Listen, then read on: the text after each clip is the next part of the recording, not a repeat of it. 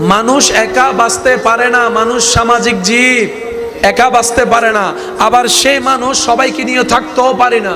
আমরা যে আসলে কি চাই আমরা নিজেরাও জানি না। কি পাইলে খুশি, কি পাইলে শান্তি, আমরা এটাও বুঝতে পারি না।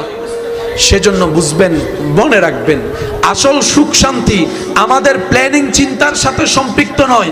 আল্লাহ এবং রসুলের দিক নির্দেশনা মতে যে নিজেকে তসলিম করে মুসলিম হবে, হাতে হ্যাঁ বলবে, নাতে না বলবে, তার জন্য দুনিয়াও শান্তির হবে, আখিরাত ইজ্জতের হয়ে যাবে। বলেন সুবহানাল্লাহ। হাসরের ময়দানে মাথায় রাজ মুকুট, নূরের মুকুট তারাই পাবে যারা রব্বুল আলামিনের প্রিয় বান্দা হয়ে কবরে যাবে।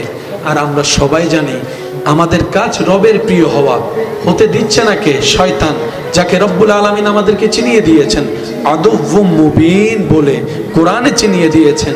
তারপরেও যদি আমরা সাবধান হতে না পারি, আফসোস করে ছাড়া কোনো উপায় নাই।